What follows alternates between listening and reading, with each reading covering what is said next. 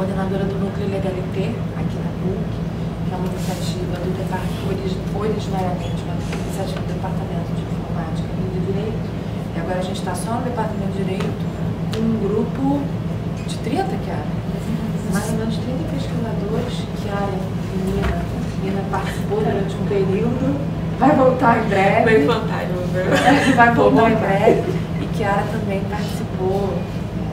participa desse grupo com a gente. Então, a gente tem pessoal, a galera da PUC, pessoal da UERJ, Kiara do BEMEC, alunos de graduação, mestrado, doutorado, pós-doutorado, todo mundo fazendo pesquisa na área.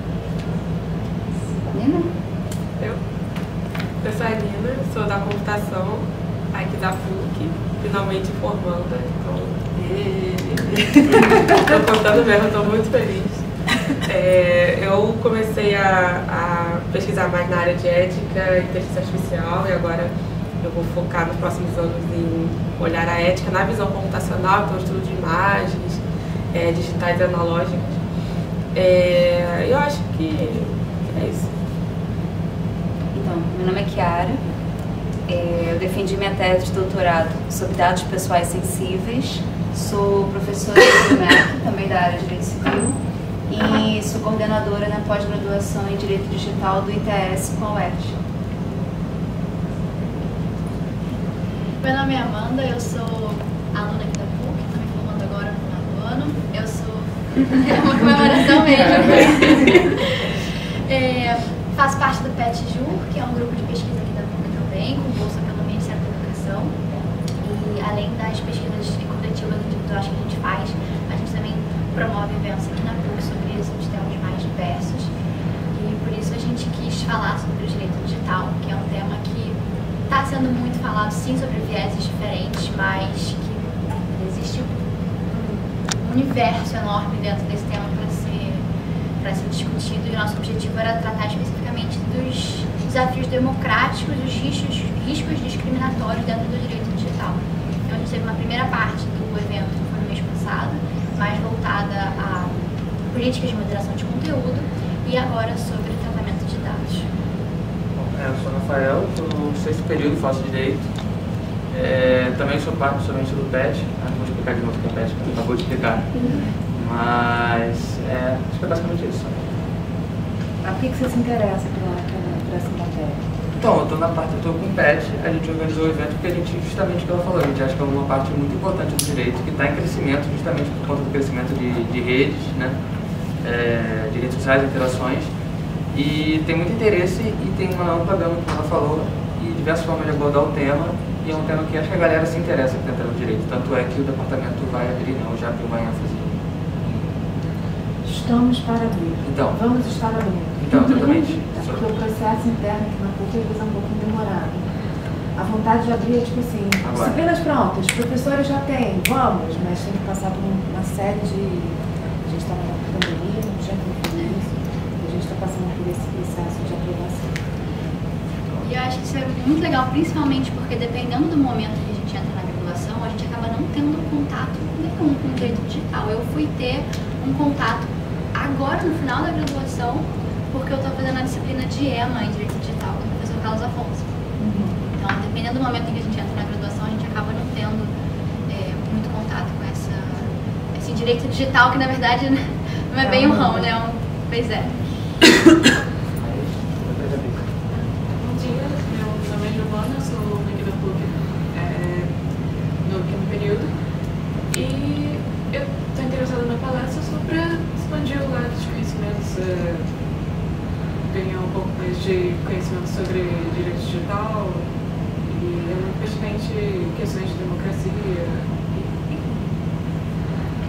Bom dia, meu nome é Luísa, sou estudante do 4º período e eu me interesso muito por direito digital. Eu acho que esse é um termo guarda-chuva que abrange vários outros assuntos que, na minha opinião, são o futuro da democracia e do mundo também.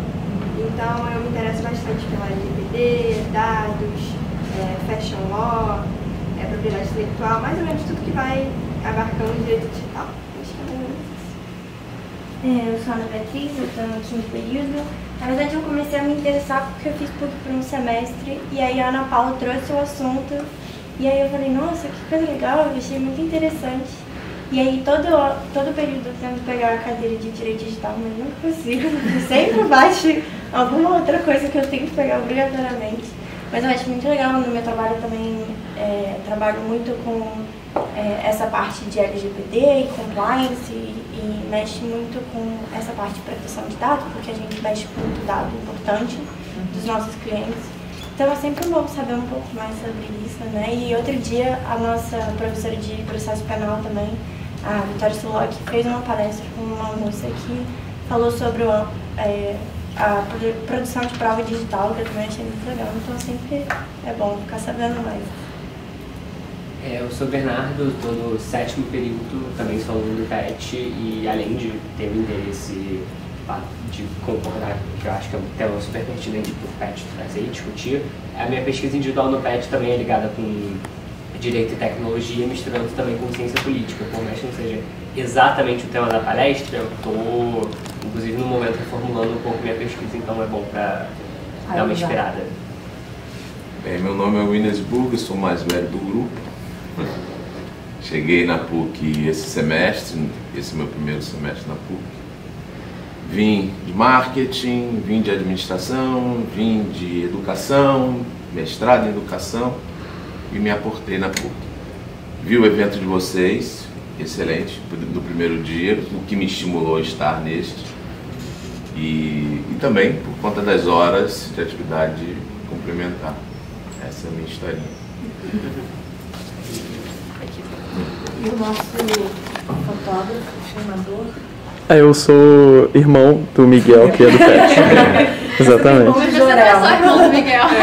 Eu fiz engenharia na FRJ, agora eu faço cinema na FRJ e trabalho com produção teatral. Como é que é seu nome? César. César, isso. Bom, Amanda, você quer fazer uma moderação ou a gente vai bater um papo aqui? Acho que vamos aproveitar que a gente está num formato diferente, vamos bater um papo mesmo. E aí, quem vai começar, Nina? Eu acho que não, posso começar. Vou fazer o seguinte, eu vou trazer aqui mais perguntas, assim, os problemas que eu acho que a gente está vivendo hoje, a gente faz uma certa mesa redonda aqui. Quando a gente fala de direito digital, né, como a Amanda colocou também, né, o guarda-chuva, né, a gente está se referindo a um campo de conhecimento que, na realidade, a gente não pode considerar como um campo de conhecimento. Né? A gente está falando, na verdade, de uma interseção entre o mundo jurídico com tecnologias. Tecnologia sempre existiu. Né? Então, quando a gente fala da prensa, né, quem é que gosta de ter? Você? Quando a gente fala da prensa, né, a imprensa, Gutenberg, né, aquilo já era tecnologia e mudou enormemente, né, a forma como, na verdade, fez originar o direito autoral. Naquele momento que começou a se discutir. Então, tecnologia sempre existiu e a tecnologia serve ao homem. Então, a gente está falando de instrumentos. Né? Instrumentos que vão ser utilizados para trazer eficiência, para trazer uma vida mais útil, mais enfim. E o direito, essas tecnologias, obviamente, elas sofrem, influenciam e são influenciadas pelo mundo, pela vida social, da sociedade. Então, acho que o direito ele entra nessa temática principalmente como uma área que pode vir a regular determinadas tecnologias. Então, a pergunta principal a gente pode exigir que o direito, né, socialmente, enquanto sociedade, a gente deve exigir que o direito regule tecnologia? Em que medida essa regulação é necessária? Se ela é necessária, em que medida? E aí eu acho que eu vou jogar, né, a gente falou de LGPD, enfim, de proteção de dados, a gente pode falar de internet, marketing da internet, moderação de conteúdo, né? Mas eu acho que um dos problemas fundamentais que a gente tem hoje é a possibilidade de desenvolver tecnologia que pode modificar a forma como nós nos enxergamos como humanos, interagimos entre nós mesmos e a forma como essa tecnologia pode influenciar não só a relação interpessoal, mas também a relação dos indivíduos cidadãos com o Estado. E essa é uma pergunta que a gente traz hoje. A gente estava brincando, eu e Nina, antes de começar falando mal do Elon Musk, né? Mas essa é uma questão que é da mais alta relevância. O cara entra, compra o Twitter e resolve aquilo que vai ser o parque de diversão dele. Né? Quando a gente está diante de um ambiente que a gente deveria considerar como um ambiente livre. Então, eu acho que essas são questões que têm a ver com democracia, são questões que têm a ver com proteção da pessoa humana, desenvolvimento social, mas principalmente é fundamental que a gente tenha um olhar ético. Como desenvolver uma tecnologia que seja eticamente conformada com aquilo que nós humanos, pessoas humanas, entendemos como ético. Né, Nina? Entendi a passagem de bastão. Eu estava pensando aqui que ontem, essa semana é uma semana interessante. O que está acontecendo na discussão do Twitter, e ontem seria aniversário do Aaron Swartz, né, que foi um ativista da internet, cientista da computação, mas ele não chegou a finalizar, porque ele entendia a internet como livre. Ele ajudou a criar diversos softwares que a gente usa hoje, diversos grupos e comunidades surgiram na internet durante esse período. Mas só que quando ele engasgou com o MIT, né, dizendo que os artigos deveriam ser gratuitos, nós não deveríamos pagar por para acessar determinado conhecimento, o MIT puniu ele de diversas formas e ele acabou falecendo. Né? Não foi esse só os motivos, mas esse impulsionou muito dos motivos do falecimento dele. Foi supernovo, ele tinha 28 anos. Né? Mas até hoje ele é lembrado como esse símbolo. E aí quando a Katie estava falando do Elon Musk, ele é lembrado justamente por ter sido uma pessoa da computação que não olhou a tecnologia como a grande reguladora do mundo. Que, ao meu ver, é o que dificulta, uma das coisas que dificulta de eu concordar com o que o Musk faz, é que ele olha todo mundo que não é da área tecnológica como um objeto de estudo dele. Eu li a biografia dele, né? Eu fiz essa tortura comigo mesma, eu li e, nossa, é uma sucessão de absurdos que todo mundo bate palmas, mas é desde o início ele olhando quem não é da tecnologia como um objeto de estudo. Então essa última ação que ele fez no Twitter de demitir todo mundo e a referência dele era quem não tinha escrito 2 linhas de código. Então ele demitiu quase a equipe inteira acho que foi a equipe inteira do Brasil de políticas públicas. Né? Ele demitiu todo mundo da parte de acessibilidade no Twitter, assim, desde do coordenador, diretor até o programador. Então assim, ele entende que a tecnologia que tem que regular. Não só ele, como a maior parte do Vale do Silício, ou quase todos, ou todos praticamente, tem um artigo da Safia Nupel que se chama Elites Tecnológicas. Foi traduzido pelo Digilabo do Rafael Grossman. E eles traduziram como Elites Tecnológicas, na qual a Safia ela fala sobre como que o Vale do Silício precisa que a gente lute pelos nossos direitos de forma individual. Né? Então, para que não tenha coletivos, para que não tenha um esforço de que possa vir ter leis digitais, eu preciso brigar com quem está sendo racista comigo, mas eu não vou denunciar, eu não vou usar a lei que tiver no meu país em relação a isso. É necessário que isso seja feito porque eles constroem, né, o que eles estão construindo a lógica do neoliberalismo, né, que é o indivíduo acima do coletivo, vamos colocar assim, não vou aprofundar muito mais, mas deixo para Kate e para Chiara trazer esse ponto. E na tecnologia nós temos muito esse problema. E eu estou trazendo esse contexto porque com isso dá para entender um pouco do porquê são contrárias, porque eles são contrários às regulações, né? O Twitter, assim como outras plataformas, elas não foram pensadas no contexto brasileiro, foram pensadas num contexto do Vale do Silício, por um grupo. Então, o olhar de quem não faz parte daquele grupo, o olhar deles para a gente é um olhar como de objeto de estudo. Então, o Google Tradutor ele foi criado assim, né? Ele precisa entender da cultura dos outros países, ele precisa entender como que a gente fala, as gírias que são utilizadas, para eles modelarem isso no formato que eles acreditam ser a verdadeira tradução. Então, é muito mais complexo a discussão. E aí, ao meu ver, quando chega no direito, tem a dificuldade de levar todo esse contexto das outras áreas.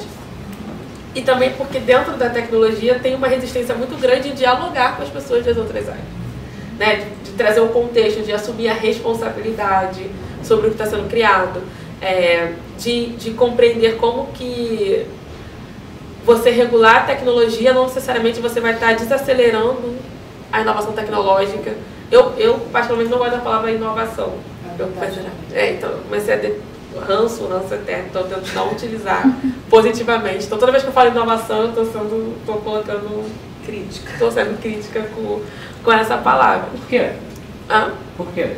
Porque ele é muito mercadológico, né? Tem muitos termos na tecnologia que eles precisam ser mercadológicos para poder eu trazer um lucro para minha ferramenta, para minha ideia, né? A ideia hoje ela não é só algo que você está compartilhando. Eu fui no bar do Marx lá em Londres, aí o pessoal tem lá pendurado. Ele passou aqui, ficou discutindo tal ideia. Hoje é muito difícil a gente parar e falar, vamos discutir aqui as ideias, sem ter medo de você, vou pegar a ideia dela, vou criar uma startup, e aí fica uma coisa robótica, sabe? Parece que todo mundo está querendo viver dentro da garagem do Bill Gates, do Steve Jobs, que a garagem deles era uma garagem de classe média alta nos Estados Unidos, então...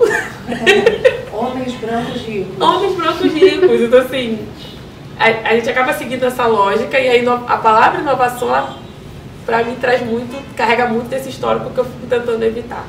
Então é isso. Transformação digital também, olha, eu comecei a pegar ranço, mas ainda não é tanto quanto inovação. Inovação é... Eu também tenho assim com inovação. Não, porque inovação, por exemplo, né, quando você discute, só puxar um pouquinho, depois eu volto para você, mas quando você discute inovação, por exemplo, no direito, eu acho que tem que buscar o conteúdo da palavra, né? Então, o que é inovação? É aquilo que é novidade. Será que o que está sendo proposto como inovação tecnológica é de fato novidade ou não? Ou isso são palavras marqueteiras para tentar vender, vender um posicionamento. Vender um posicionamento, vender uma marca, vender uma ideia que na realidade cujo conteúdo já existe e ninguém está inventando a roda. Né? Exatamente. Então eu tenho um rancinho de transformação digital e inovação também. Ai, que bom, alguém te segura aqui. E é isso, eu já estava finalizando para poder passar, mas eu acredito que, pensando no contexto do Brasil, a gente precisa regular algumas ferramentas tecnológicas, sim, porque elas estão fugindo muito elas já fugiram do nosso controle. Eu acho que nós nunca tivemos controle sobre elas. Só que agora está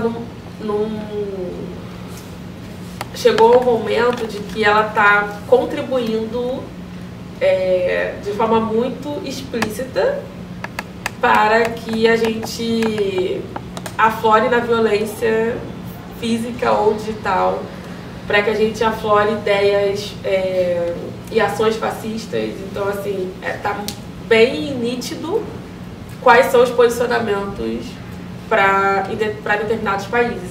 Para o Brasil, eu acredito que seja um grande laboratório de algumas big techs para testar mesmo. Assim, vamos testar se esse país é tão diverso mesmo quanto falam. Vamos ver o quanto que eles vão conseguir lidar com o que a gente impulsionar ali.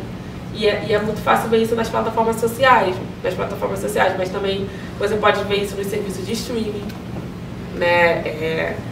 quais são os gêneros mais tocados no Brasil nos últimos 3 meses em streaming de música. E aí vocês vão ver, eu não vou falar qual é o gênero, mas vocês vão ver como que isso tem a ver com o momento que nós estamos vivendo no Brasil. Ah, não, você tem que falar. Não, eu diria pra você, porque eu tenho filho adolescente, que é trap. Então, Xamã, bunda. é o segundo. Sertanejo. É sertanejo. Eu vi porque o top 1 no Brasil, durante um bom tempo, foi uma música que se chama Pipoco. E eu tava discutindo isso com uma amiga minha. Sobre como momentos de crise. Não, porque tem um estudo que em momentos de crise a cultura pop mais descompromissada, ela cresce mais. Tem um estudo muito grande sobre isso. Toda vez que entra num momento de crise, um momento de depressão econômica, no aspecto cultural, músicas mais leves, músicas mais festivas despontam mais, porque entendem que o público vai querer consumir mais esse tipo de conteúdo mais... Enfim, vai soar crítico que eu vou falar, mas mais raso e mais festivo. Aí aonde que eles encontram essas músicas? Qual é a rede social que tem essas músicas? TikTok. Dá pra perceber porque o TikTok é a rede... Mais crescimento. Sim, e é onde tem muita desinformação ali, disfarçado com cultura pop. Então Que para entrar no jovem a gente usa cultura pop, né? Até para eu dar aula de direito digital. Eu dou aula do primeiro período de graduação. Então, quando eu quero entrar em algumas conversas, eu insiro cultura pop. É a forma que eu descobri deles entenderem vários assuntos. E olha que era novinha. Não, mas tem coisas que eu nem conhecia. Eu me informo com o Bernardo, que você conhece. Sim. Então, que é meu estagiário. Me informo com ele o que está bombando, o que é cultura pop, quais são as redes sociais. Eu descobri uma recentemente que é Be Real. É nova, né? Be Real, uma rede social nova. E é uma. Então, eles estão adorando essa Be Real. E é nova, assim, a gente não estava tanto no nosso radar, mas tem uma coleta de imagem incrível, né? De imagem, de intimidade. Depois você tira foto com a máquina da frente e com a máquina de trás, mostrando exatamente o que está acontecendo agora. Então está coletando geolocalização, está coletando imagem e está coletando questões de intimidade. Que maravilhoso a vigilância. E é todo mundo na mesma hora. Isso. O horário naquele país. Tem que tirar. Tem que tirar. Ele meio que manda um alerta, tipo, sei lá, a hora de você tirar a foto. É a hora do Be Real. Isso, eu tava tomando um sorvete, ele tirou a foto, assim.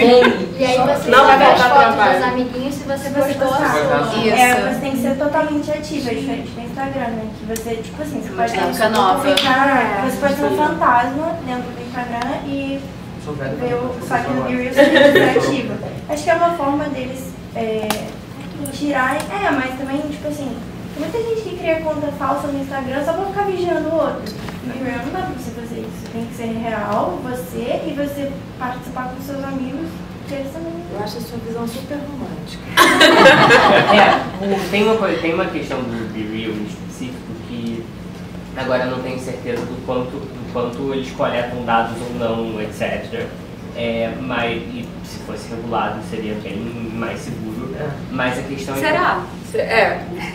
Eu tenho dúvidas Se sobre fosse essa bem questão da regulado. regulação. Porque tá? depende de quem vai regular, Quem né? regula e o que pode ser pode? liberado, o que não pode. Se tivesse regulação no governo que acabou de sair, Pois como que é, seria? eu tenho muitas dúvidas sobre essa lógica do vamos regular. Eu tenho um pouco de medo disso, tá? Então, se fosse bem regulado.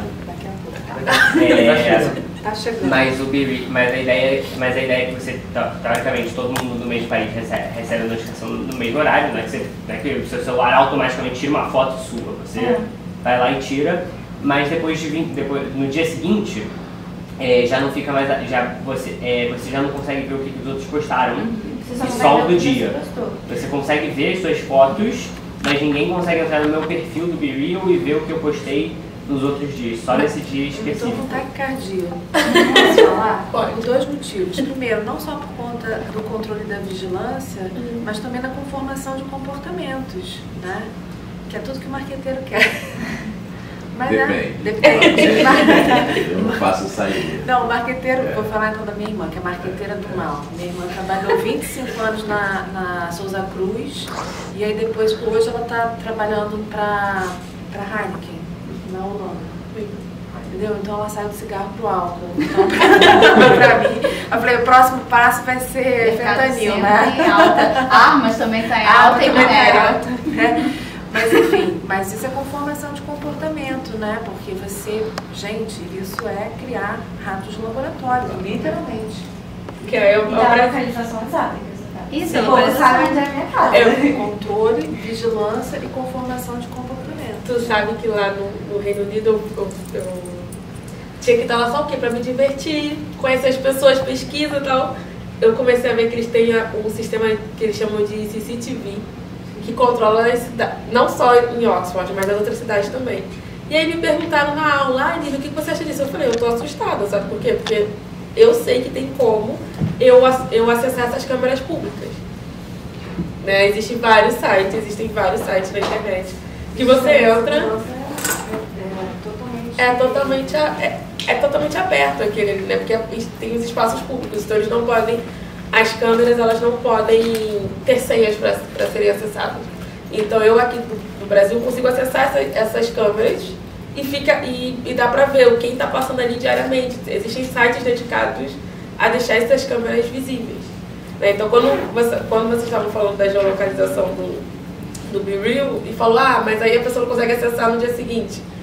Mas eles sabem quem são, eles sabem quais são as cidades que as pessoas estão usando mais e como que eles podem vender esses dados para serviços daquela cidade, né, para impulsionar algum tipo de venda, sei lá, seja da Heineken, seja muitos, eu vejo que muitos tiram a foto de lá e postam no Twitter, e tem muita gente postando sobre trabalho ao mesmo tempo, sobre, eu tô trabalhando na frente do computador.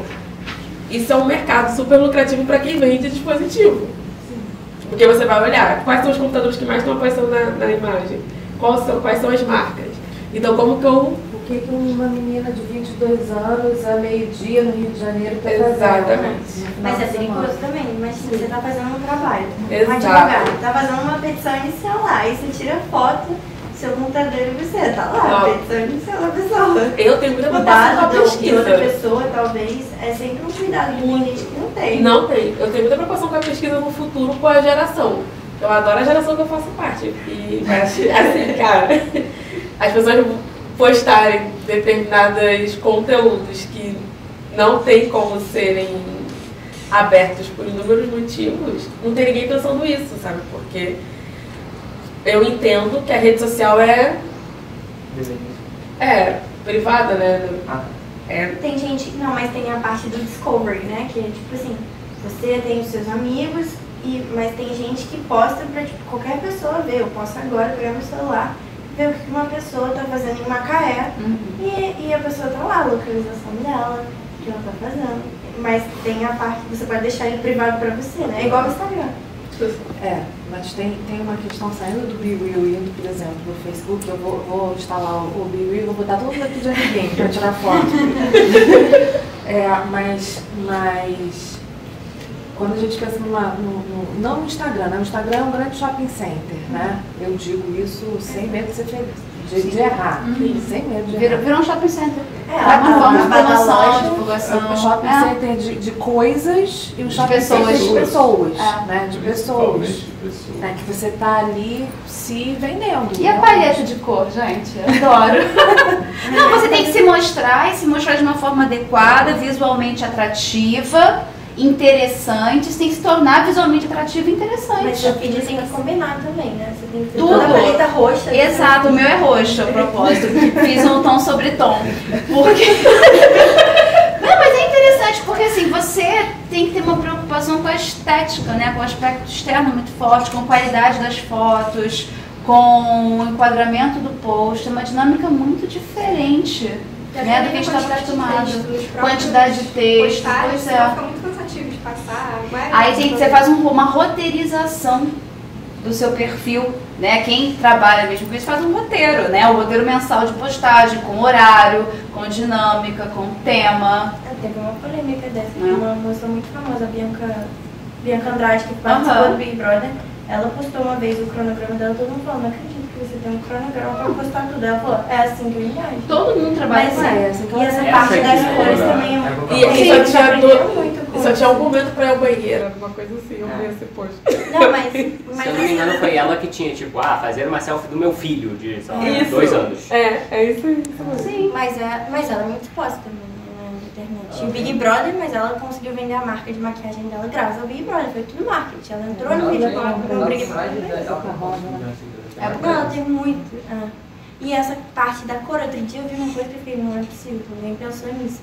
Mas uma TikToker muito famosa, eles fazem aquelas casas de produção de conteúdo, e aí que todo mundo faz a mesma dança, e eles fizeram um cronograma de todo mundo vai vestir azul naquele dia. Porque eles descobriram que isso engaja. Ver todo mundo da mesma cor engaja pra eles. E aí eles, vamos fazer isso. Monocromático, porque tem alta. Eles tipo assim, todo mundo de roupa azul hoje pra dançar tal música. E todo mundo, o mesmo perfil, bota a mesma música.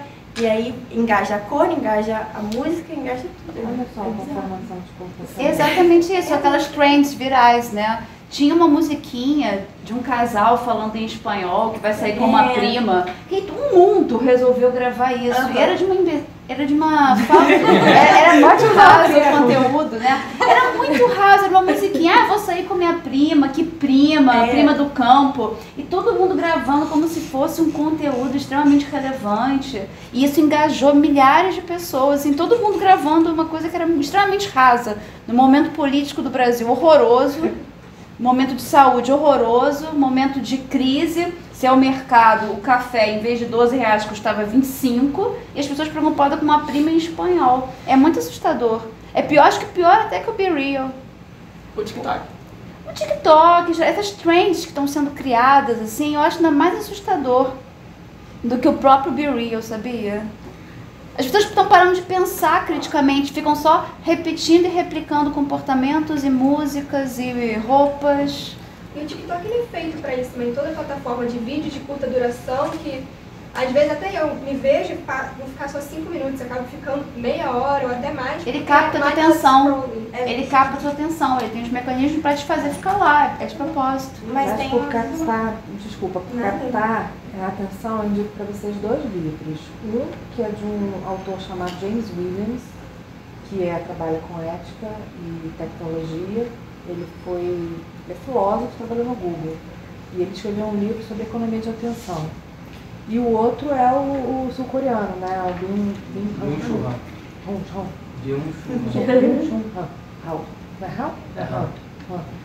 Que tem, acho que 4 livros, e um deles é a Sociedade de Atenção. E ele fala justamente sobre essa coisa, de 5 minutos que se transformam em 2 horas.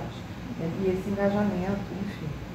Mas aí a pergunta que eu acho que cabe, né, tanto a Chiara e a mim, é qual é o papel, e se é que há um papel que deve ser cumprido pelo direito.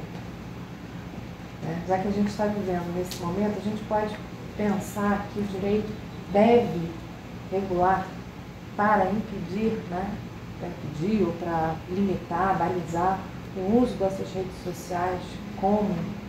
A gente está falando de, entre aspas, bobeirinha, né? De uma dancinha e tal, mas pensando numa questão mais específica, já falando de questão discriminatória e tal, será que é importante a gente balizar esses comportamentos justamente para evitar o uso dessas redes sociais ou da tecnologia como uma forma de afastamento ou de alijamento de direitos ou de desconsideração da diversidade cultural, diversidade racial, enfim?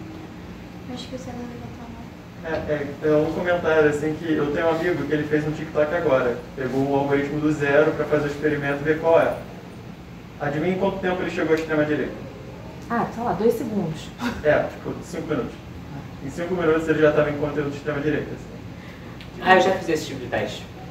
Então, eu ia falar sobre esses testes, o TikTok, né?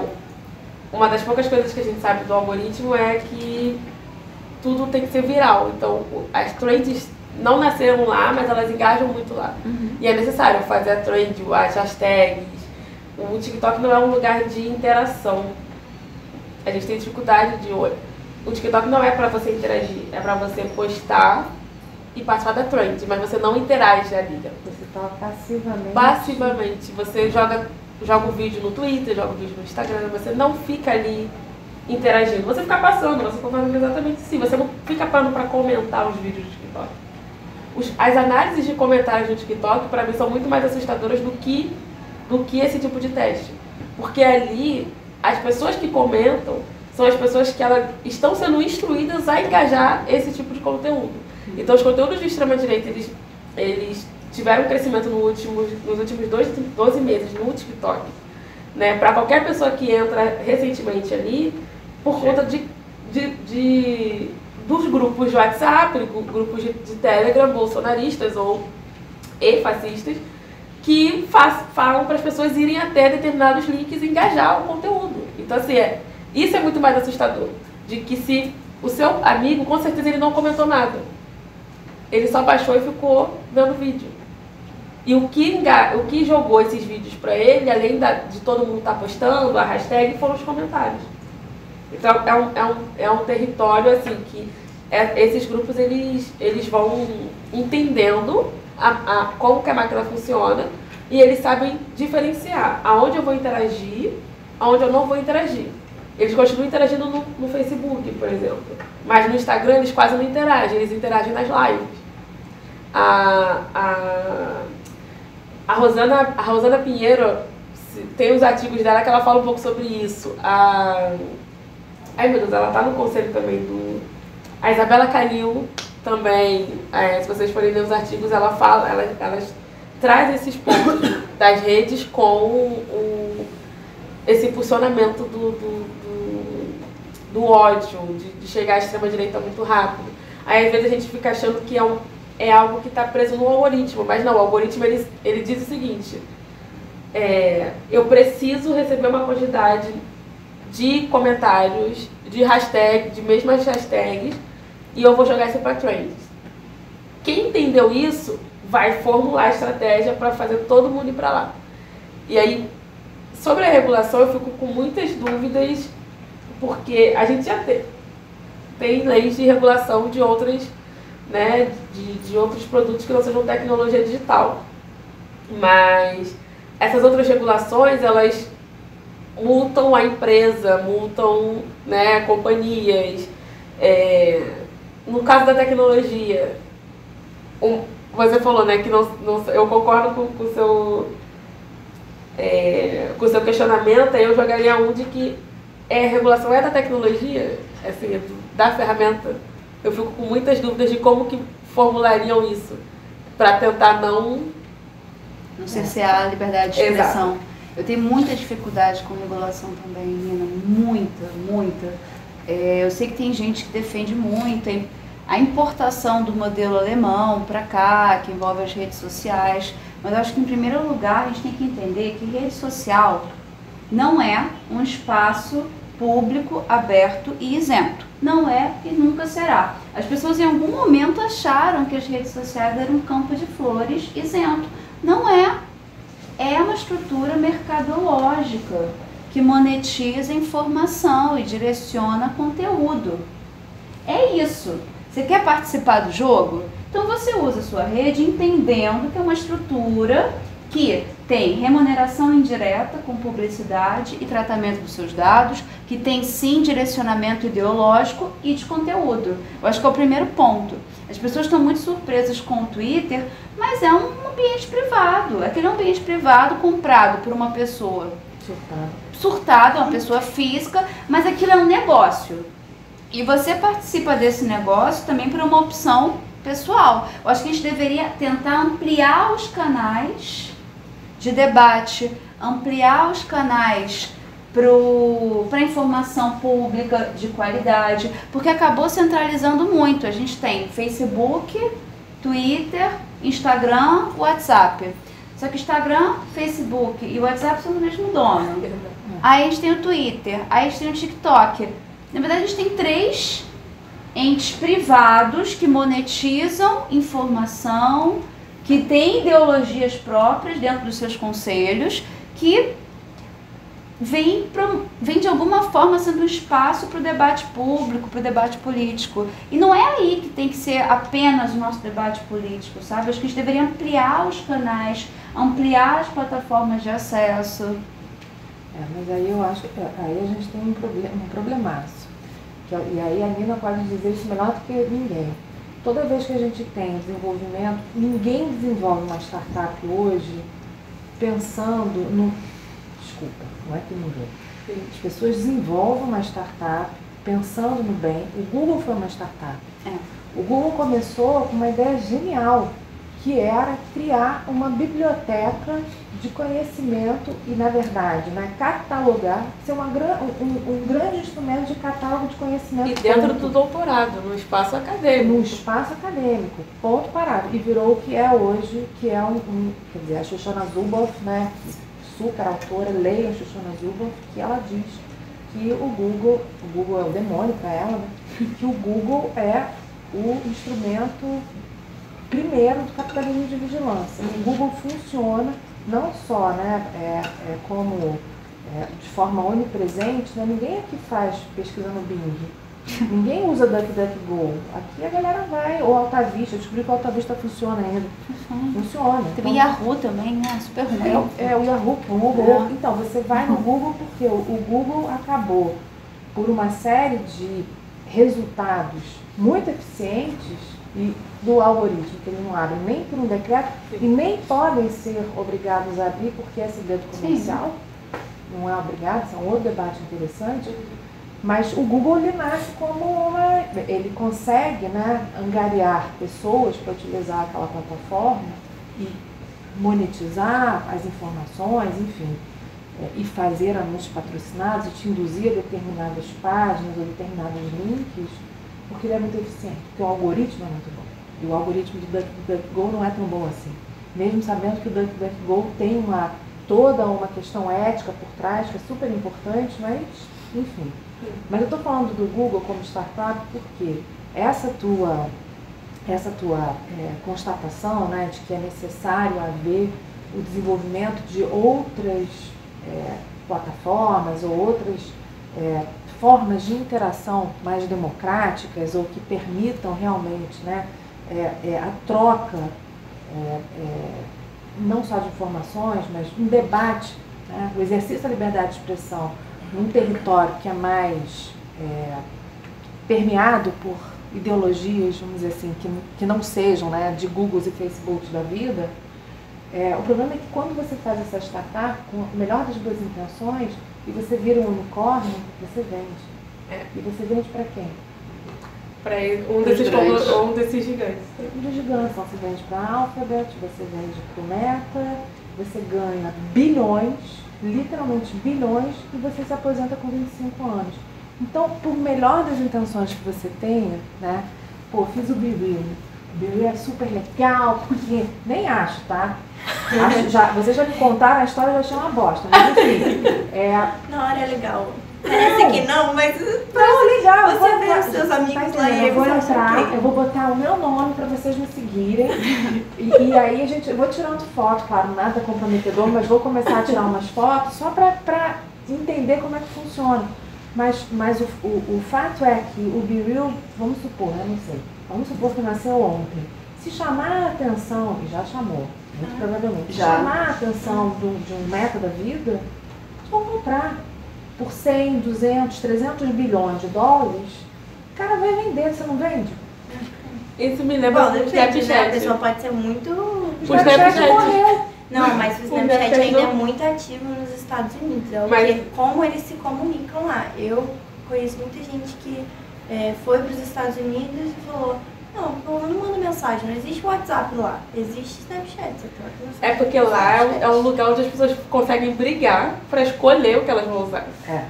Os outros países, eles não têm, a gente não tem muitas escolhas, dependendo. Mas o Snapchat caiu muito porque a Kylie Jenner um dia tweetou e falou: é uma rede social que já morreu. E tem um estudo que caiu drasticamente o uso do app por causa da Kylie Jenner. É impressionante. E também porque eles não quiseram vender pro Instagram. Mas o Snapchat foi o criador dos stories. Não, mas dos filtros. Mas os stories que o Instagram copiou, e o WhatsApp copiou, e o Facebook copiou, quem mandou foi o Snapchat. E é o grande debate, né? A partir de que momento esse tipo de tecnologia pode ser patenteável ou não, proprietário ou não. Porque na verdade são filtros. Sim. É porque hoje em dia também o Instagram tem a aba do TikTok, que é o Reels. O Reels é o TikTok do Instagram. Eu fico horas. Aí quando você vê assim, gente, 4 da manhã. Mas tudo bem. Gente, eu não sei se eu sou muito velho, mas eu não consigo fazer isso. Tipo assim, eu já tentei baixar o TikTok. Eu não consigo ficar mais 5 minutos ali dentro. É porque é muita poluição sonora.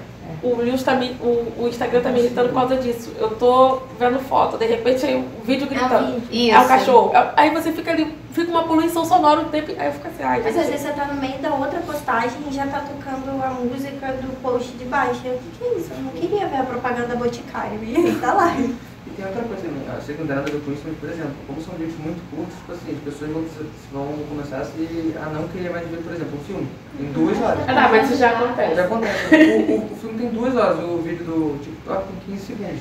Quer ver outra coisa? Até a aceleração do vídeo do YouTube, né? A escrita. Gente, as pessoas estão escrevendo só, sei lá, 140 caracteres. Se você pede pra escrever, escreve uma lauda, um texto corrido. Nossa!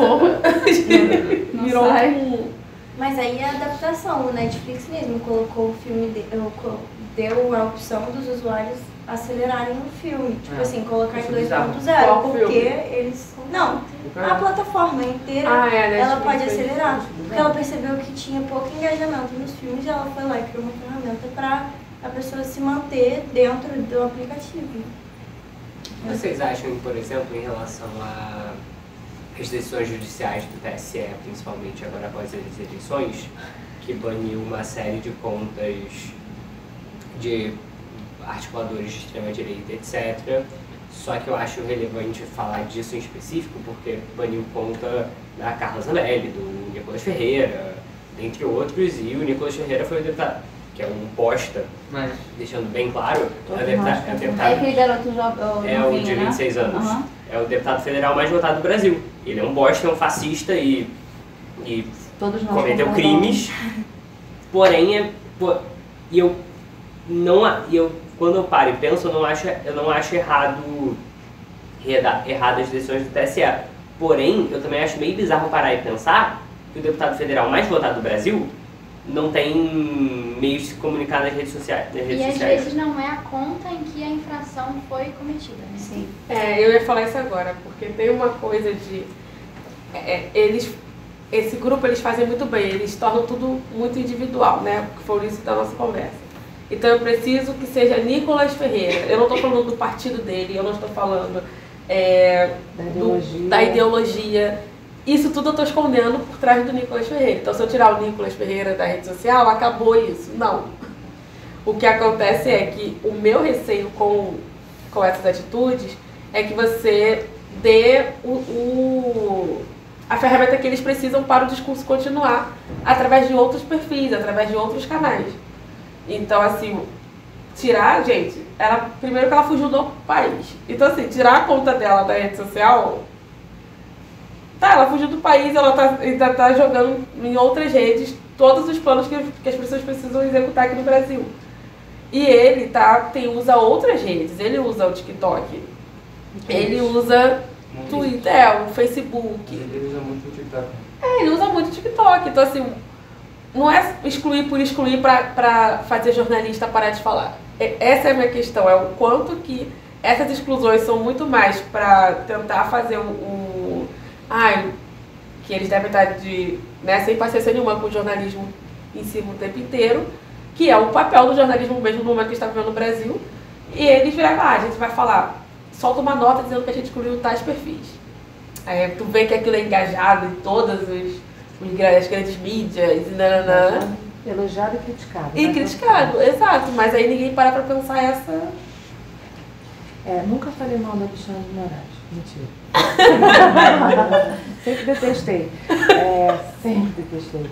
Mas é isso, né? Quando a gente vê, por exemplo, as ações judiciais, saindo do debate político, né? Mas quando a gente vê as ações judiciais que são movidas né, pedindo remoção de conteúdo ou desindexação ou exclusão de dados, essas ações são movidas contra o Google e contra o Facebook. Por quê? Né? Essas informações elas permanecem em outras plataformas, né? Mas porque são os oligopólios, monopolistas da informação.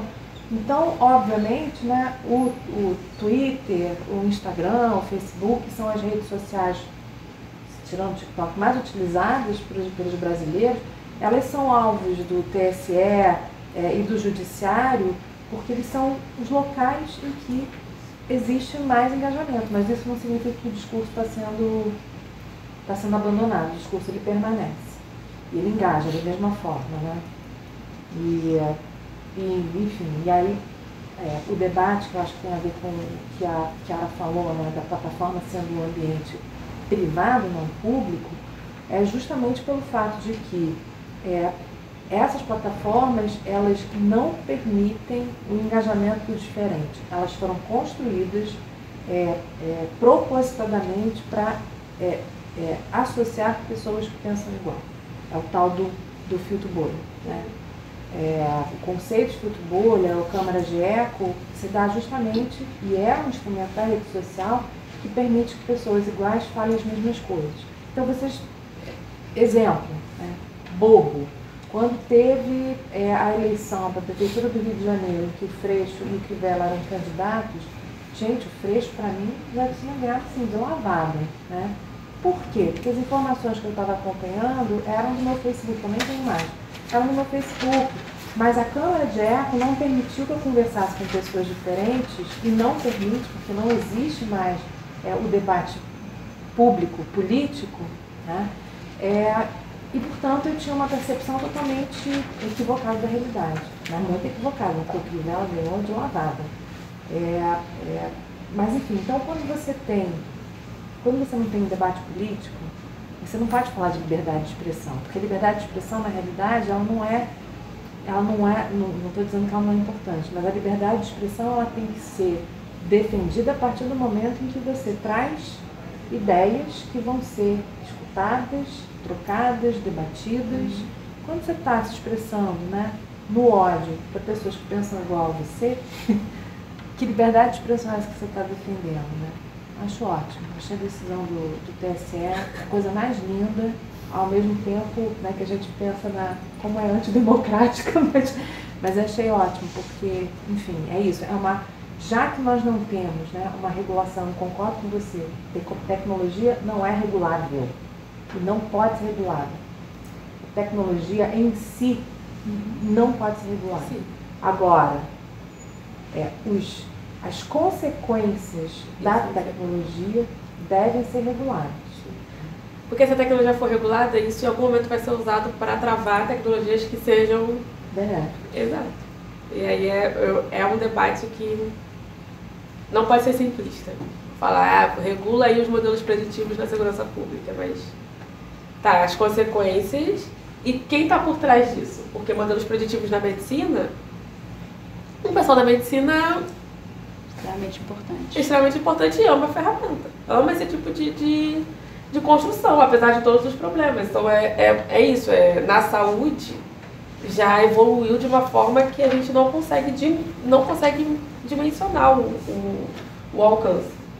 E a mesma programação que é utilizada para a predição de doenças com uso de imagem na saúde é também utilizada para reconhecimento facial. Exato. Então, o reconhecimento facial para fins de segurança pública, se você bane, né, ou se você regula ou limita o uso dessa tecnologia, você está limitando a tecnologia ou o efeito da tecnologia? Exato. Esse é o debate do reconhecimento facial. Assim, eu sou totalmente contra essa ferramenta. Só que, para a gente pedir o banimento da segurança pública, eu precisei fazer essa contextualização e dizer, gente, eu acho que é para além da ferramenta. Porque, assim, a ideia da análise facial, porque o reconhecimento facial é a consequência. Sim. Que aí a gente consegue fazer uma regulação. Mas a ideia da análise facial, ela surgiu no século XIX, com um estatístico eugenista, que eu não gosto de citar o nome dele, mas eu respondo naquele e-mail o artigo que ele escreveu, que ele simplesmente usou fotos de pessoas negras para poder argumentar positivamente de que a sociedade deveria analisar o fenótipo de uma pessoa para prender ela ou não. E a gente vê que isso continua até os dias de hoje. Aquela coisa da foto com a tarjinha, com a tarja e a identificação, né? Isso no século XIX já era feito. A criminologia andando junto da frenologia. Exatamente. E aí ele é o argumento principal para os artigos que saíram, as ideias que saíram do uso do reconhecimento facial para dizer se uma pessoa é gay ou não, se o homem é gay ou não, que esse foi o artigo de 2017, que é muito utilizado como argumento no reconhecimento facial. Então, assim, para regular... O reconhecimento facial, essa tecnologia é muito legal para fins, por exemplo, de encontrar crianças desaparecidas. Me mandaram esse projeto como argumento de Janina, você que é contrária. Eu falei, cara, vamos marcar na tarde de bater papo sobre isso. Sabe? Porque se a gente for olhar até só a ferramenta, todas as ferramentas vão ter utilidades negativas e utilidades positivas. A gente precisa olhar para além disso, que a gente vai conseguir entender o que é o banimento. É da ferramenta ou é o banimento das consequências e de quem está... Dos usos, de quem está contribuindo para essa reprodução. Ninguém fala das empresas do reconhecimento facial. Isso é uma das coisas que mais me incomoda. Ninguém está falando de quem está por trás dessa reprodução. Ninguém está falando da empresa de Nova York que começou raspando imagens na rede social de qualquer pessoa para poder alimentar o modelo preditivo. Né? Ninguém fala dessa. Clearview não é. Fala da história da CUFA pra galera. A Ana foi a grande denunciadora, whistleblower. O pessoal da CUFA ficou bolado comigo. Depois eles... Não, a gente entendeu você conhece muita gente junto, só que a gente conseguiu compreender, mas ainda tinha Carrefour envolvido. Então, assim, eu fui com todas as todo o meu ódio. Mas no caso da CUFA é o seguinte, em 2020, foi 2020 que foi na alta da pandemia. Foi. Teve toda a mobilização para entrega de cestas básicas, né? No Brasil, pela CUFA. E tinha a ver com aquelas lives. A CUFA é o Centro Única de Favela. Isso. Legal. Aquelas lives que muitos sertanejos, galera do samba fez, todo o dinheiro estava sendo revertido para essas distribuições de cestas. E aí a CUFA, ela alguns meses anterior a isso, teve um caso no Carrefour. Eu preciso contextualizar o porquê que chegou essa... Teve um caso no Carrefour, um homem negro foi assassinado no Carrefour. E qual foi a solução do Carrefour? Criou um conselho. Nesse conselho postou um monte de pessoas negras, algumas pessoas negras, e tinha as pessoas da CUFA, os representantes da CUFA estão nesse conselho. Corta para 3 meses, 4 meses depois. Deixa eu só voltar de 3 meses. Vai lá. Esse caso do Carrefour foi tão grave, né? Eles fizeram um TAC, né? Um termo de ajustamento de conduta. Eu acho que eles destinaram 800 milhões de reais para concessão de bolsas para negros. Foi esse nível aí. Mas até hoje não pagaram nada para a família. Então o TAC foi para a sociedade desenvolver, a PUC inclusive se candidatou a essas bolsas, né? Algo de 5 mil reais por mês para um aluno de doutorado e acho que 2.500 para um aluno de graduação negro. Mas aí fecha do assassinato 3 meses depois. 3 meses depois, a CUFA, que já tinha essa parceria com o Carrefour, eles exigiram uma forma da CUFA dizer se as cestas estavam sendo entregues para as pessoas que realmente precisavam. E aí eles indicaram 2 empresas para a CUFA fazer parceria, 2 empresas de reconhecimento facial. O Carrefour que indicou. Sim. E aí uma dessas empresas, ela virou para a CUFA e falou, claro, nós somos uma startup, na verdade. Somos uma startup do bem. Nós vamos te dar um servidor de bases de imagens, na verdade um servidor só para vocês, onde nós vamos armazenar as fotos das pessoas que receberem a cesta.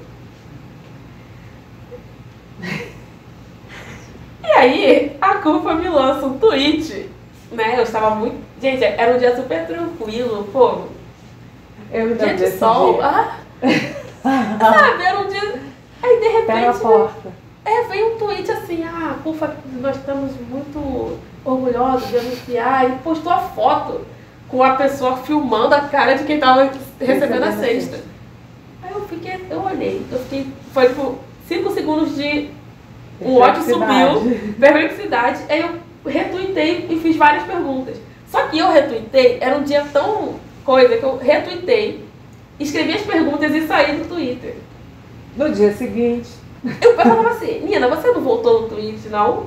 Os caras estão lá, estão tipo assim, Nina, apaga, não sei o que, vamos conversar. E aí era a startup me pedindo meu telefone, era a CUFA pedindo meu telefone, e eu tava, tipo, já tinha vivido outro momento da minha vida. Eu falei, isso é um absurdo, tava discutindo com as pessoas presencialmente. Bianca, nessa época, Bianca falou, Nina, as pessoas têm muito medo quando você twitta alguma coisa, porque é muito engraçado, todo mundo entrou em desespero e você simplesmente não tava falando mais nada. Eu só fiz essas perguntas.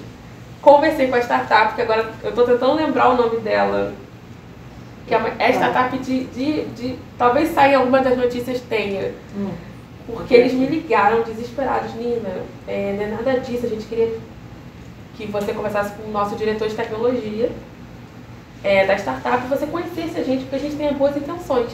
Só que antes eu falei, eu vou conversar com a CUFA, eu conversei com a CUFA, conversei com o Preto Zezé. E que ele é um vice-presidente. E aí ele falou, cara, a gente tomou um susto, a gente não sabíamos dessas complexidades do reconhecimento facial. Eu falei, gente, vocês estão dando como conteúdo uma base de imagens que não tem em nenhum outro lugar do mundo, que a Clearview não conseguiu catalogar, que é a base de imagens com rostos, né, com as faces de pessoas que já moram em ambientes de alta vulnerabilidade, que moram em favelas de territórios específicos do Brasil. Não existe essa base de imagens, não existe essa base de foto.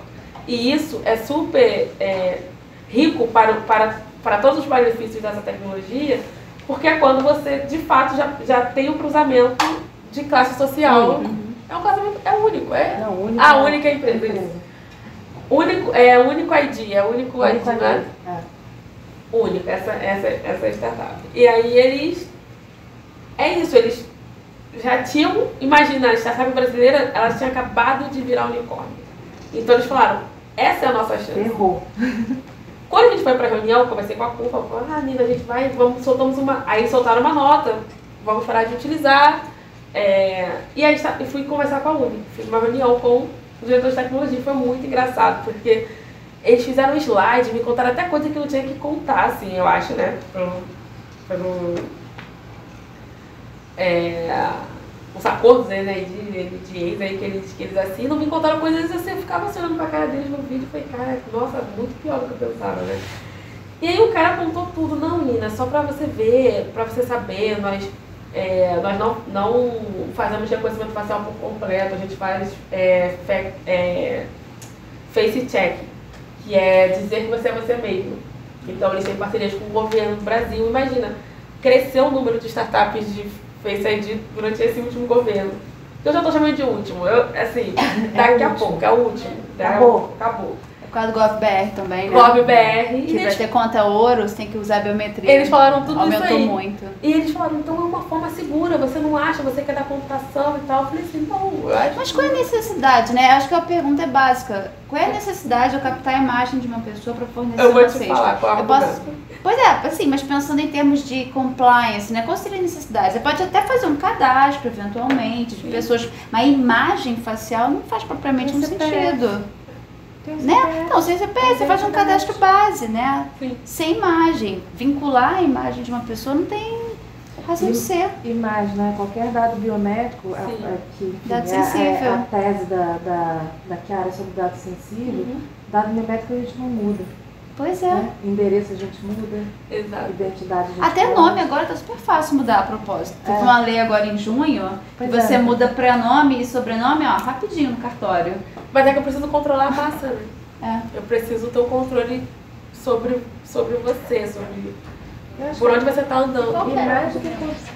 Aí eles chegaram no argumento dizendo, Nina, a gente só queria facilitar a entrega das cestas.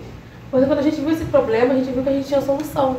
Nós queríamos facilitar que as pessoas conseguissem ter as suas cestas e que ninguém recebesse mais cestas do que estava posto ali no acordo.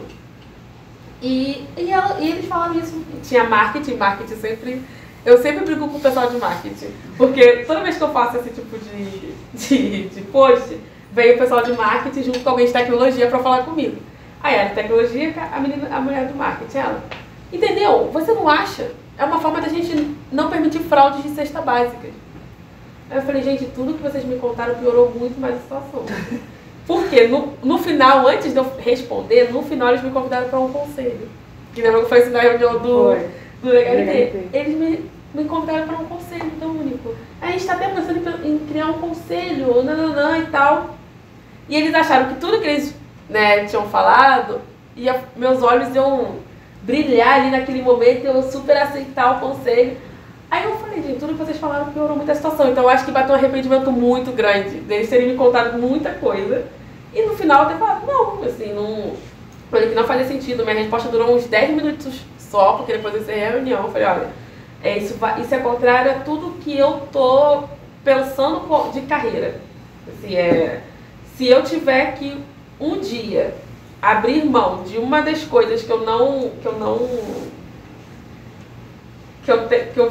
falo assim, fico muito feliz de não ter adentrado nesse mundo, aberto mão da sua integridade, aberto mão da minha integridade para isso, ética para isso.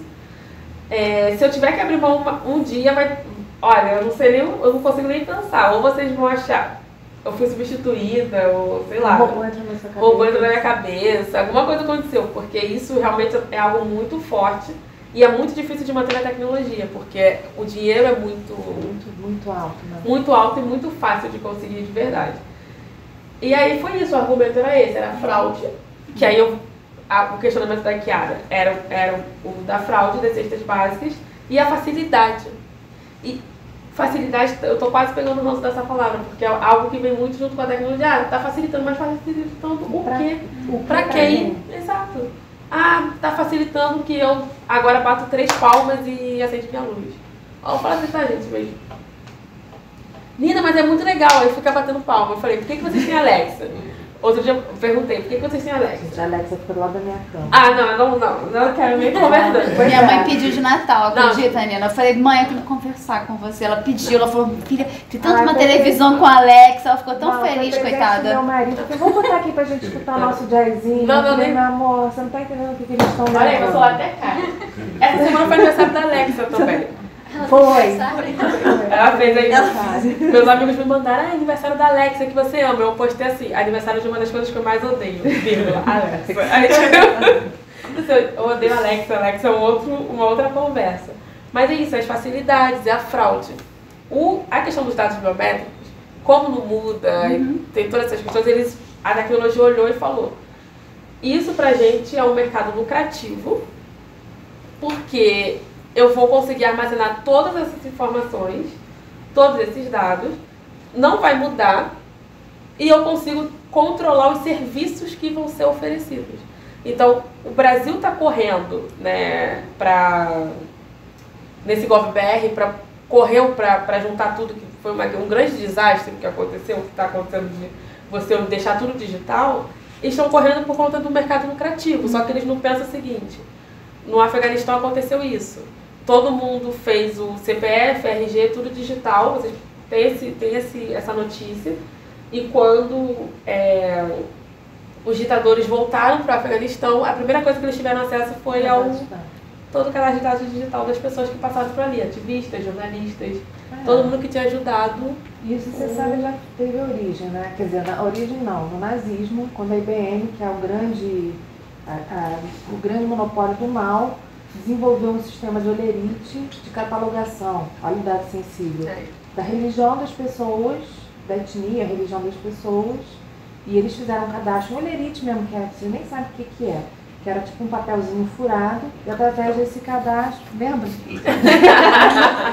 Então, esse olerite, era uma base de dados, enfim, primária, uma coisa assim, totalmente raiz, Mas aquele lerite ele serviu para fazer um cadastro base dos judeus. E depois o regime nazista simplesmente pegou aquilo e foi na casa de todo mundo. Você não precisa me falar que você é judeu. Eu sei que você é judeu, porque o BN me deu isso. Então, venha. Entendeu? Então, enfim. Aí quando você junta ativismo político, né? Quando você Sabe o que eu ia falar? Enfim, esse é o tema da Chiara. Eu ia falar só, antes de passar para a Chiara, que eu estava buscando que a IBM, para esconder essa história, que a IBM esconde isso. Sim. Ela foi uma das primeiras que soltou uma nota oficial, em 2009, quando o reconhecimento facial começou a IBM não utiliza reconhecimento facial. A IBM não engaja o desenvolvimento de reconhecimento facial. A Microsoft também não. Não. E tem as mesmas histórias ligadas a... O IBM realmente é uma história que foi escondida. Sim, IBM é escondida. Mas Chiara fala dos dados sensíveis, porque é um debate também que eu fico horas... Não, a gente fica horas conversando. Sim.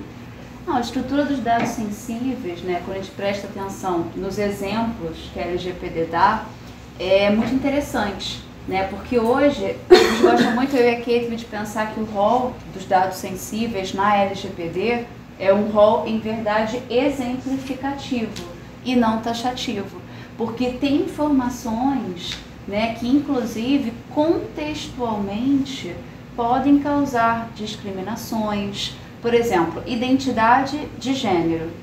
Expressamente na LGPD, quando se fala de dado sensível, não há identidade de gênero.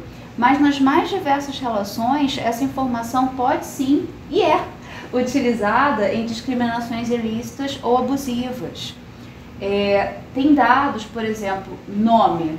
A depender do seu nome, que é um dado pessoal, eu consigo inferir informações sensíveis. Por exemplo, a partir de um certo sobrenome, eu consigo chegar, talvez, a questões relativas à sua raça, à sua etnia, religião. É muito interessante a gente fazer uma análise dinâmica dos dados pessoais e entender que a proteção dos dados pessoais, ela não tem apenas um viés individual, mas também um viés coletivo. Teve algo que a Nina trouxe, acho que na sua primeira fala, Nina, que é sobre a proteção das informações e como isso deve atingir também a proteção de grupos. Porque quando a gente pensa em proteção de minorias, em proteção de coletividades, é fundamental a gente trazer os direitos fundamentais para esse debate. A própria LGPD, num artigo específico, fala em tutela coletiva. Quando eu protejo os dados pessoais, eu também estou protegendo grupos. Estou protegendo minorias, determinadas coletividades que sofrem... Maiorias minorizadas. Maiorias minorizadas. Maiorias minorizadas. Bianca Creme. Pois é, está protegendo, enfim, grupos que sofrem preconceito, estigmatizações, né? Eu acho muito interessante a gente pensar nessa dinâmica, que dados sensíveis não são só aqueles expressos na LGPD, há outras categorias que podemos inserir, a própria origem social, né? Na lei do cadastro positivo é dado sensível, na LGPD já não apareceu. E é claramente um dado sensível, identidade de gênero, orientação sexual, também podemos pensar. Então, tanto pensando em expandir o rol dos dados sensíveis e também entendendo que essa classificação ela é dinâmica. Contextualmente, eu posso ter um dado sensível, ou eu posso ter tratamentos de dados que são sensíveis, tratamentos de dados que são discriminatórios. Teve um caso recente na Europa, agora em agosto, que eu achei muito interessante. Um cidadão lituano questionou o preenchimento de um cadastro, porque nesse cadastro perguntavam o nome do companheiro dele. Ele falou o seguinte: nome não é dado sensível, mas quando perguntam o nome do meu companheiro, chegam à minha orientação sexual. Que pode ser um dado com uma sensibilidade, ainda que não expresso na lei, uma sensibilidade inferida, né? Porque já é discriminação. Exatamente. E o Tribunal Europeu entendeu exatamente nesse sentido, né? Quando a partir de uma informação indiretamente chegar a um dado sensível, esse tratamento deverá ser regulado como um tratamento de categorias especiais, que são os dados sensíveis, como exemplo. Né? Então a gente vê já até uma tendência europeia em se preocupar com as inferências sensíveis, quando indiretamente eu chego a um dado sensível a partir de um tratamento. Né? E esse é um olhar que a gente tem que ver muito aqui no Brasil, que usando a inteligência artificial, usando o Big Data, a gente consegue inferir uma série de informações sensíveis a partir de dados que não são sensíveis. Né? E além disso tudo, há tratamentos discriminatórios que são feitos também com dados que não são sensíveis. Por exemplo, a gente sabe que muitos RHs discriminam mulheres com mais de 30 anos casadas. Por quê? Porque entendem que a propensão de engravidar ou já ter filhos é muito maior. Não se pergunta se tem filhos, nem se pretende ter filhos, porque essa pergunta ela é discriminatória, mas se faz a inferência. Se faz o corte. 30 anos, casada. Até estatisticamente, você consegue chegar a isso por dados públicos, de IBGE, do censo, enfim. Quantas mulheres entre 30 e 35 anos têm filhos? Casada, se olhar casada, então, ou tem união estável, piora bastante o cenário. Eu tenho uma amiga que está participando do processo seletivo, ela estava contando para mim, eu faço questão de dizer que eu sou solteira, para já eu não sofrer esse tipo de discriminação. Ela fala, eu acentuo bem que eu sou solteira, que eu moro sozinha, que eu estou estudando, para não parecer que eu vou me encontrar num contexto familiar que em alguma maneira pode prejudicar o empregador. Ela fala, eu já falo palavras-chave que eu entendi que captam a atenção do RH. Eu bato bem que eu sou solteira, eu bato bem que eu moro numa determinada região de São Paulo. Que é a região onde tem mais solteiros. Não, uma região com boa estrutura de transporte, para chegar rápido. Não, e também é um bairro mais boêmio, de solteiros, né? Tipo uma Vila Madalena da vida, que tem menos crianças. Ou então, se a pessoa é casada, né, como uma pessoa numa entrevista, tirar o anel. Isso, exatamente. É? Sim, é. Bom, eu já tô velha pra isso. Já é. O grande problema, né, Chiara, do tratamento de dados sensíveis, né, que a gente se bate muito, é porque também isso tem repercussão prática na Lei Geral de Proteção de Dados, né? Porque quando você está falando de dados sensíveis, tratamento de dados sensíveis, você limita as hipóteses em que é legitimado fazer esse tratamento. Então, diferentemente, né, dos dados genericamente considerados, né, os dados sensíveis não podem ser tratados, proibido o tratamento para determinadas justificativas da lei. Então, exemplo, eu não posso tratar um dado sensível para proteção de crédito. Então, eu não posso usar, por exemplo, a questão racial num sistema automatizado, por exemplo, como um fator que vai discriminar aquele sujeito quando esse sujeito requer num banco, por exemplo, a concessão de um crédito para compra da casa própria. Então, claro, se você sentar, você é mulher preta, senta em frente a um gerente de banco, ele vai olhar na sua cara, ele, pessoa, pode negar o empréstimo. Agora ele vai ter que justificar, porque você vai perguntar, mas por que você está negando esse empréstimo? Né? Então ele vai ter que provar que o seu crédito é ruim para que você não tenha concedido o empréstimo. Aqui, você está 10 anos pagando no rotativo aqui do cartão de crédito. Então não vou te dar um empréstimo porque você é mal pagadora. Agora ele virar na tua cara e falar, não vou te dar um empréstimo porque você é uma mulher preta, e quem faz isso? A máquina. Porque a máquina não tem pudor, né? A máquina não tem vergonha. A máquina não tem responsabilidade. Não tem responsabilidade, nem ética, né? Não tem ética. Não tem ética. Então a máquina vai dizer, não, você é preta? Como é que chega ao fato de você é preta? Você mora numa favela, então eu vou inferir que você é preta. Porque seu nome é um nome de rainha africana, então eu vou inferir que você é preta. Preto e imigrante no Brasil. Imigrante, exatamente.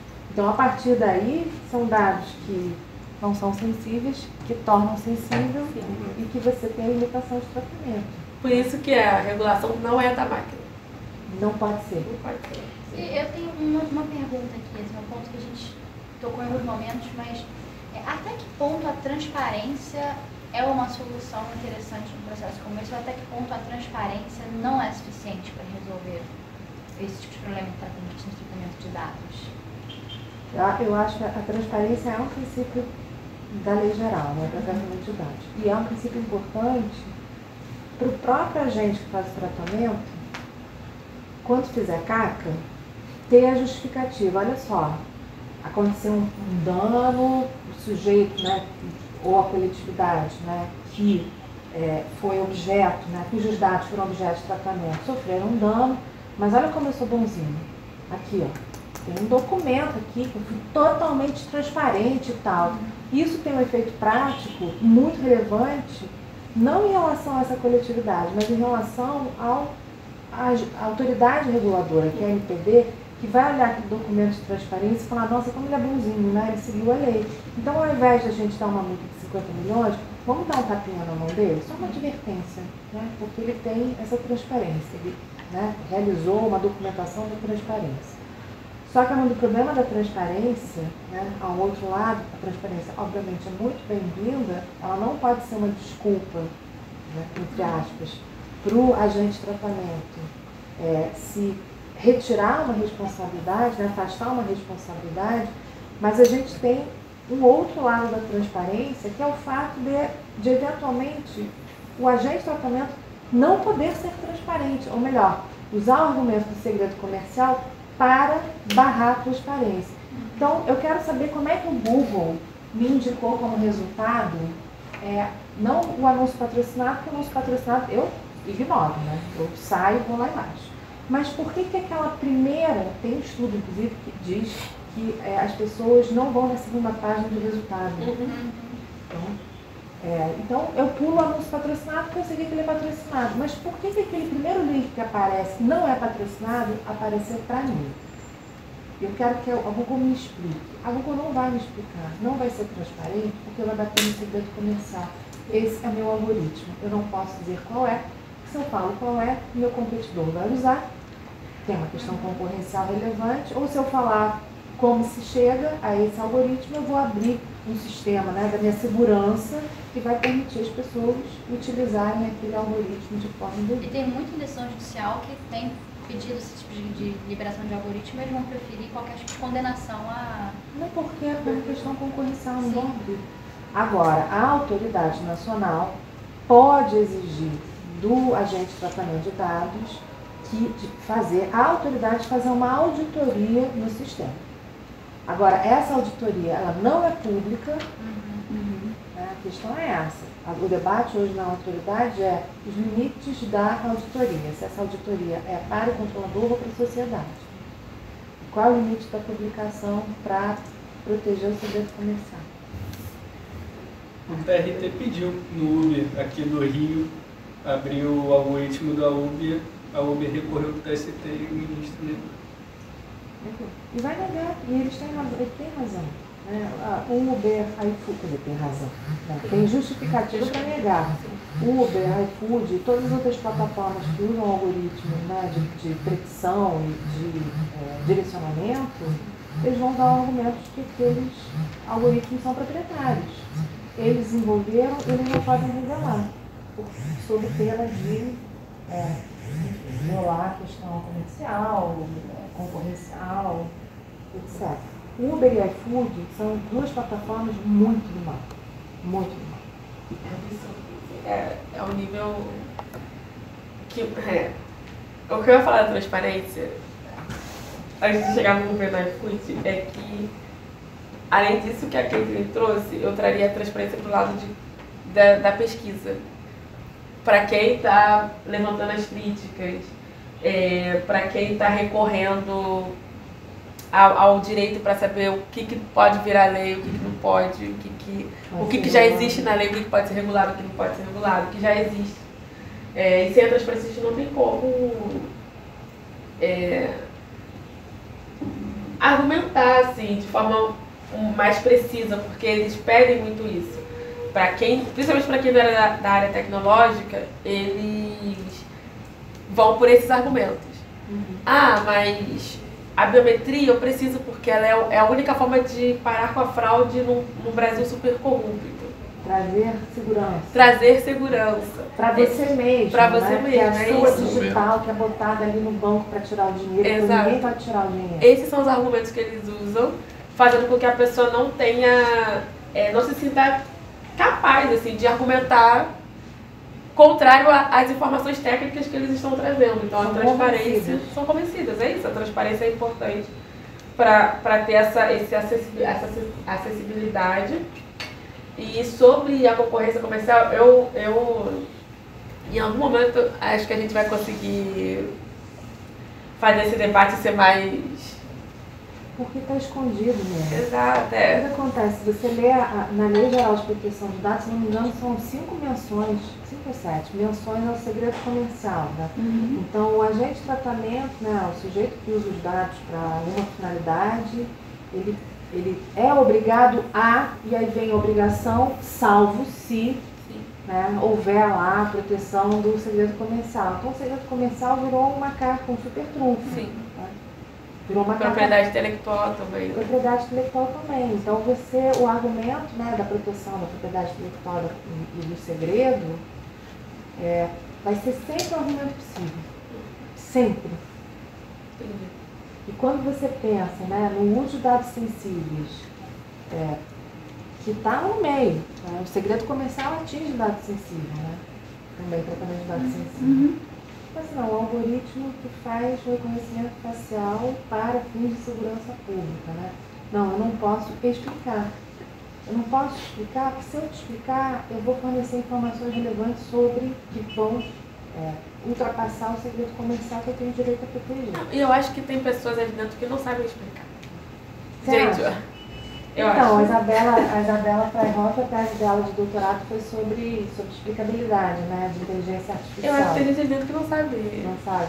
Ela Então, defendeu, né? Eu vi que ela defendeu. Defendeu. Não tem a menor ideia, assim. Então, escalou de uma forma muito para além do que... Aleatória, né? Às vezes. Aleatório. O próprio Twitter, todas as redes sociais. Tem um artigo muito bom sobre o Facebook, que eles contrataram um dos maiores pensadores de IA da última geração. Eu esqueci o nome dele agora. E realmente, os livros dele, tudo... E ele é totalmente agora...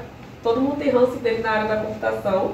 Não porque ele aceitou ir para a Meta, mas é porque o que ele está pregando é totalmente contrário a você ter a possibilidade de ter boas relações usando rede social. E aí tem um artigo do MIT Technology Review, que é uma jornalista... Ai, meu Deus, agora eu fugi o nome dela porque ela saiu do MIT Technology Review. Era a única editora ali que eu lia todos os textos dela. E ela escreveu sobre como as pessoas que estão no Facebook não sabem mais o que aconteceu no Facebook. Virou uma máquina de desinformação na qual eles não conseguem combater porque eles não sabem como que isso aconteceu. Então, isso aí são ex-funcionários. A última notícia que saiu aqui, que eu estava vendo, é que a demissão do Twitter e do Facebook também, estava vendo aqui no grupo. Vou te botar no grupo de novo. Tá. Aqui. O Twitter, depois que mandou embora basicamente metade dos funcionários da companhia na sexta-feira, está entrando em contato com os funcionários que perderam seus empregos e pedindo para eles que eles voltem, porque a decisão de demissão se deu por uma máquina. E eles teve setores que eles demitiram todo mundo. Um robô definido. E eles ainda estão fazendo por ligações randômicas, então demitiu gente do RH que ficou sem RH para demitir o... Então eles ligam e meio que te dão um prazo de, sei lá, 5 minutos, 15 minutos para você decidir se você volta ou não. Então tem gente que não está atendendo o telefone para poder ter mais tempo. Eu não voltaria. Eu falo assim, então agora... Ele fez o cálculo trabalhista e desistiu. Provavelmente é um cálculo isso, não é um erro. A Meta também mandou um monte de gente embora. Vão demitir 13%, né? Tem uma fala do Mark Zuckerberg. Então é isso, pra mim eles realmente eu concordo que chegou o momento de que não sabe o que está acontecendo. O Elon Musk liberou o verificado para todo mundo que paga $8. E aí uma galera começou a botar a foto de perfil dele, botar o nome Elon Musk, e aí ele baniu contas paródia que não deixam explícito que era paródia porque virou um caos no Twitter? Gente, eu vou falar, toda a dor que eu passei lendo a biografia dele, leiam a biografia, porque dá pra entender muito esses surtos. Eu sempre falei que era pra todo mundo apoiar a ida dele pra Marte. Eu falei, todo mundo deveria ter, ninguém deveria ter zoado. Toda vez que alguém zoava, eu falava, gente, deixa ele ir, apoiem, escrevam, comentem. Você é muito inteligente, porque a biografia dele é toda essa. Então, assim, você é demais pra Terra. Tá muito, a gente não consegue entender. Tem que ir pra Marte. Tem que ir pra Marte, deixa ele ir. E aí ele foi invadir o Twitter. Então, assim, se vocês leem a biografia dele, vocês vão entender todos os vídeos. Olha, vocês vão entender muito dos comportamentos, muito dessa ideia dele de que quem faz a liberdade de expressão é eu, é você. Quem faz os direitos que já estão estabelecidos na sociedade não equivalem a nada, esqueça isso. Vamos aqui criar as nossas regras. Nosso ambiente. Ele é esse tipo de pessoa. Mas eu acho que teve aquele caso, não sei se vocês lembram, antes da pandemia, daquele time de futebol que ficou preso numa caverna. Muito Tailândia, né? E ele foi uma das pessoas que falou, não, tudo bem, eu dou minha tecnologia pra gente testar, pra ver se vai dar certo e tirar essas crianças. Só que tinha muito risco, muita gente falou, gente, você vai testar ele criou uma cápsula que não fazia sentido.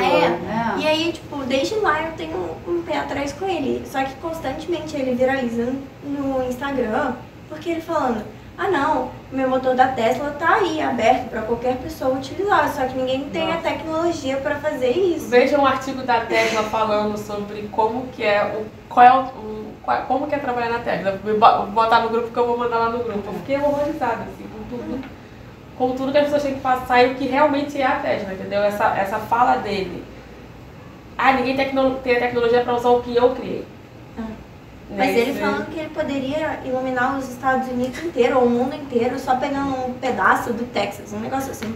E aí eu falei, gente, que loucura é essa? Ele falou, a gente tira umas pessoas, monta os painéis solares. É isso, e sabe? A gente vai iluminar. E ele olha a sociedade como objetos, são objetos de estudos pra ele. Tira as pessoas e coloca isso aqui. Faz... Isso é coisa de psicopata. Exato, Se você ler a biografia dele, vocês vão ver, assim. A galera da física tá muito próxima porque ele fez física em algum período da vida dele. E é isso. Ele tem essas ideias de, cara, tira aí esse grupo aqui, coloca minhas tecnologias aqui e vai funcionar. Mas ele, as pessoas gostam dele porque os produtos dele engajam. Tipo assim, a Tesla, a parada da buzina deles, cada um poder escolher a própria buzina, todo mundo ama. Toda vez que eu Tesla só pra isso. Eu fico com mais ódio da Tesla, porque é isso, os carros, as pessoas lá só usam Tesla. E eu fico assim, gente, que perturbação, assim, nesse artigo tem mostrando as câmeras que eles colocam na Tesla para os funcionários vigiarem o dia a dia das pessoas que compram Tesla. Eu acho que a gente tem que alguém não assinou a lista? A presença das palestrantes, Clara, Kate, Nina, muito obrigada. Foi divertido esse formato. Foi muito legal. E deu pra falar muita coisa, sério.